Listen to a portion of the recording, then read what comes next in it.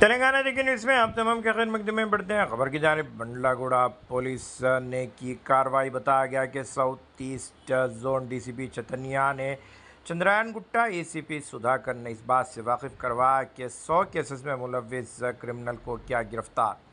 बताया गया कि गौस नगर में 2 मकानात में रहने की वारदात पेश आई थी। इसके बाद एक टीम तश्कील देते हुए सीसीटीवी फुटेजेस वगैरह की मदद से आखिरकार इन्हें गिरफ्तार कर लिया गया।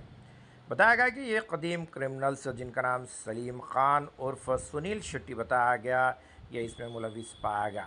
इस सिलसिले में तकरीबन 100 के करीब केसेस में मुलविस होना और पीडी एक्ट में 2 मरतबा जाके भी ये आ चुका है। इस तरह की तल्ला से वाकिफ करवाया गया। अगर अभी तक आपने इस चैनल को सब्सक्राइब नहीं किया तो फौरी कर लें। आलमी मुल्क की रियासती मुकामी खबरों के लिए देखते रहिए आपका अपना चैनल तेलंगाना दिक्कत न्यूज़।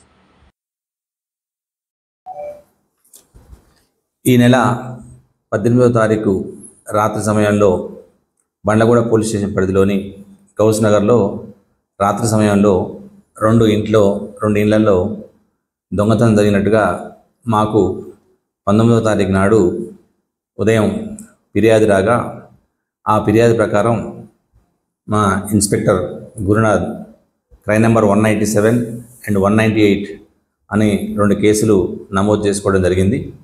అటు కేసులు నమోదు చేసిన తర్వాత అటు ఇన్వెస్టిగేషన్ను డిఐ శ్రీనివాస్కు అప్పచెప్పడం జరిగింది. ఇన్వెస్టిగేషన్లో భాగంగా శ్రీనివాసు నేరస్థలాన్ని పరిశీలించి అక్కడ ఉన్నటువంటి ఆధారాలు సేకరించి ఈ దొంగతనాన్ని సలీం అలియాస్ సునీల్ శెట్టి అనేటువంటి పాత నేరస్తుడు చేశాడు అనేటువంటి గుర్తించి అతని కోసం అతను మరి అతని టీము ప్రయత్నించి ఈరోజు అతన్ని పట్టుకొని అరెస్ట్ చేయడం జరిగింది. అతని దగ్గర నుంచి 4 తులాల బంగారాన్ని రికవరీ చేయడం జరిగింది. ఈరోజు అతన్ని అరెస్ట్ చేసి కోర్టులో ప్రొడ్యూస్ చేస్తున్నాము.